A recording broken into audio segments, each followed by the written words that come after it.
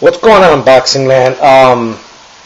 Having troubles with the lighting. Hopefully, this video you can see the lighting better.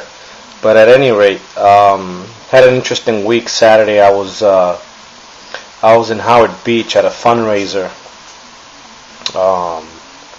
that a boxing fraternity put on to raise money for old retired boxers that have fallen on hard times.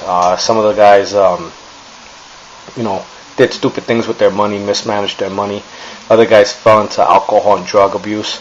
But then there were others that were ripped off by their managers and promoters. So it's a very noble thing that there are boxing fraternities out there that are helping to raise money.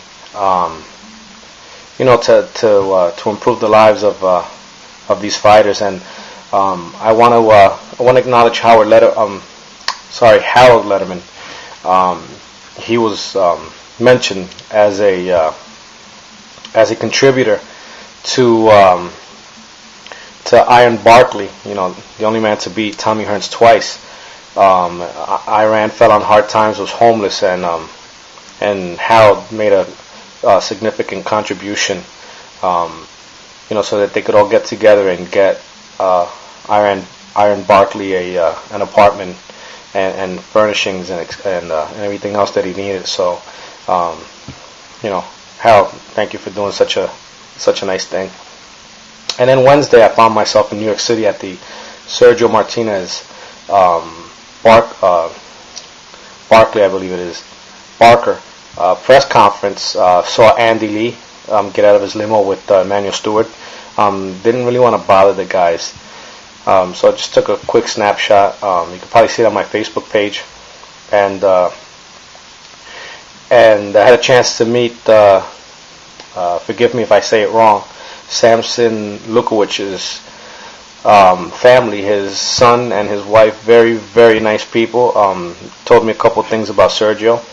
And then I got to meet Sergio's doctor, very nice lady from Spain, and I actually got to meet Samson as well. Very nice guy. I learned that he's from Uruguay in South America. For some reason, I thought he was Russian.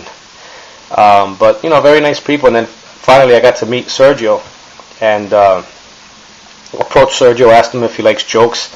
He told me he knows over 1,000 jokes, and told me that after his career in boxing that he wants to be a traveling comedian. So I told him a joke, very funny, at least I thought, and so did he. His team, they laughed, and then Sergio countered me with a very funny joke. So it was a good time. I got to share a couple of words with him and talk to him for about 10 minutes, and it was very nice. He truly is genuinely nice and humble. So it's not an act that he puts on in front of the cameras. He really is a nice guy, and I felt honored to meet him and take a picture with him and have a glove signed by him. If you look back in the background over there, I'm trying to get out the way, you can see the glove. I believe on the left side is the Sergio Martinez autograph glove, and then the one next to it has signatures from both Nonito Donaire and Antonio Margarito. I had a single Nonito Donaire glove signed, and some bastard at the Coro Margarito press conference stole it. I stashed it underneath the table, and somebody got underneath and took it. But anyway, I had a good time. And also saw Kevin Rooney Jr. For those of you that don't know, or for you young bucks, Kevin Rooney Sr. was Mike Tyson's trainer. And basically saw Tyson being raised and worked with Tyson with Custy Amato up in Catskill, New York.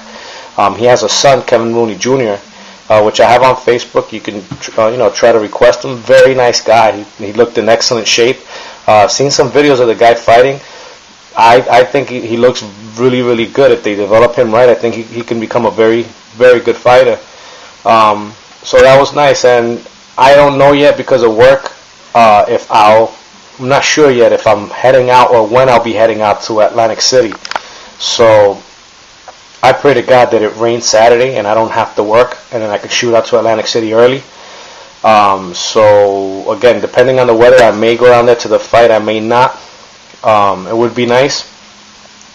But aside from that, what I have a question for you boxing fans is a very simple one that I've been asking everywhere I go. If I go out to eat at a restaurant in the morning, if I go out to eat lunch elsewhere, or if I go out to have dinner, if I go to the bar, everywhere that I go, I've been asking people this question.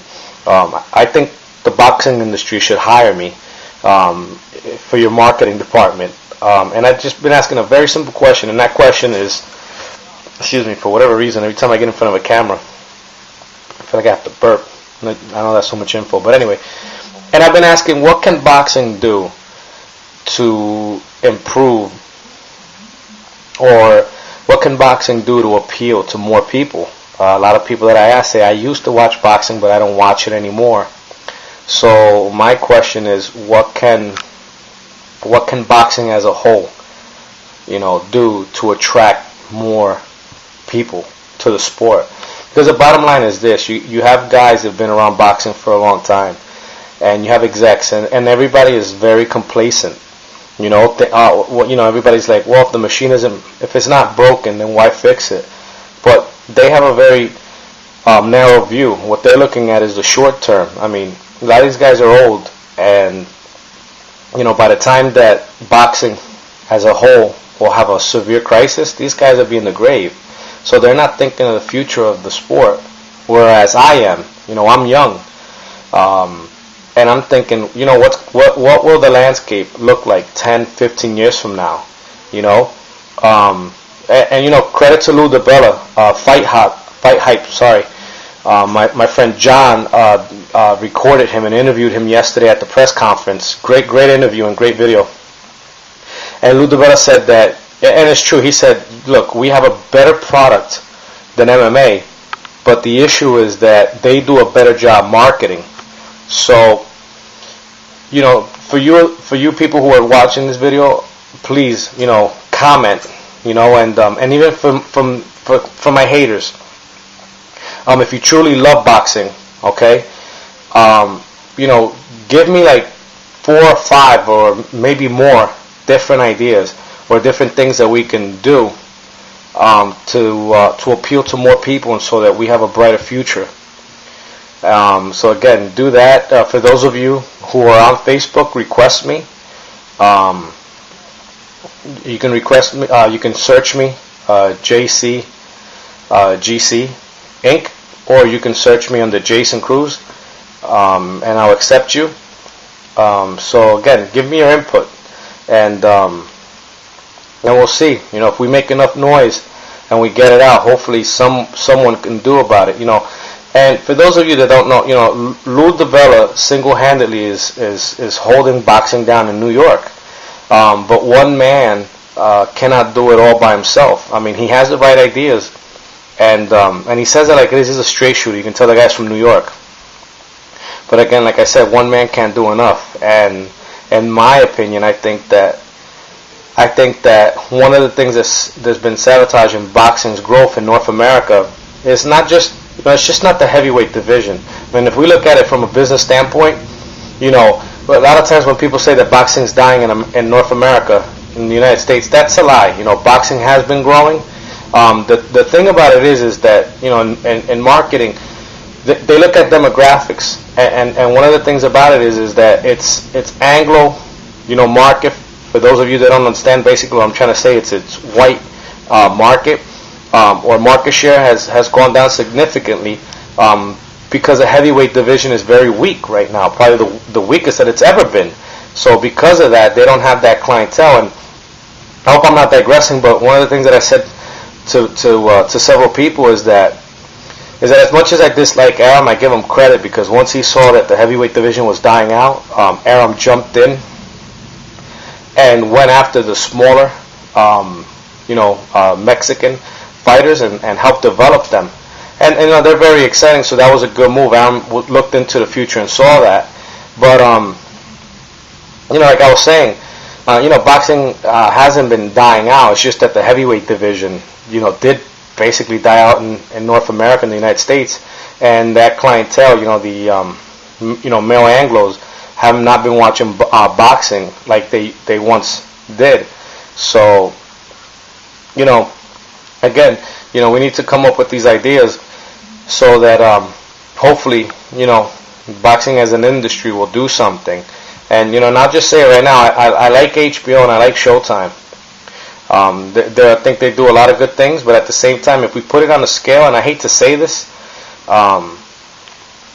because I once had a fantasy about working for HBO, Boxing, but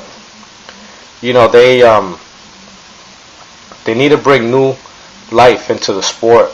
Their entire production needs an overhaul. You have old commentators, you have an old platform, you had something that's been working before, but times have changed. And they need to bring about a lot of changes. And if this video gets back to the executives, let me just tell you guys something.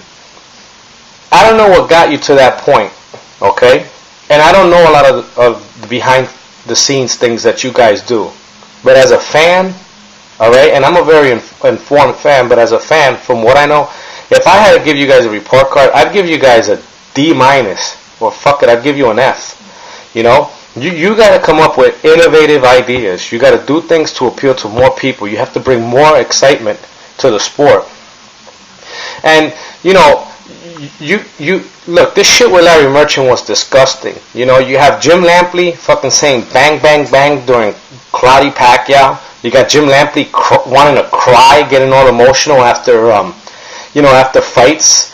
You have biasness. If you watch fights, you'll see the same bullshit pattern over and over and over again. They'll be cheering for one guy, and then all of a sudden Emmanuel Stewart, after the fourth round, will start saying a different thing, and they start contradicting themselves just to try to hype the crowd and sway opinion. I mean, look, you guys who sit in executive chairs, and I agree, look, most people are dumb, but let me tell you something. If you do something long enough, even dumb people will see a pattern.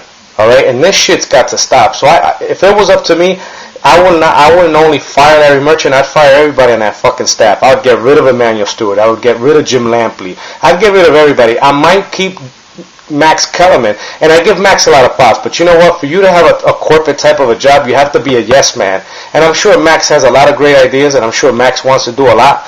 But the problem is that Max basically has to keep his mouth shut and bite his lip.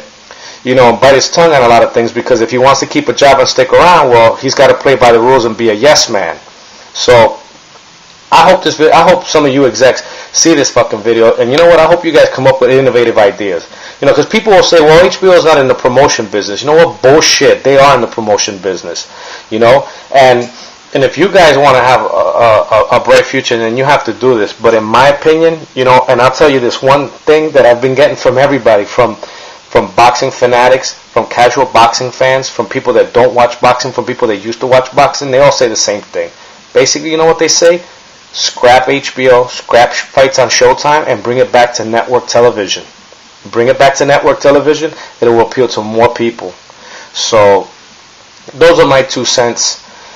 I touched on a lot of different things, or I may have blabbed here and there, but, as you guys know by now, I'm a diehard boxing fan. I love the sport. Give me your input. Again, look me up on Facebook, or leave me a comment on YouTube, and we'll see where we go from there, all right? Thanks a lot. Peace out, Boxing Land.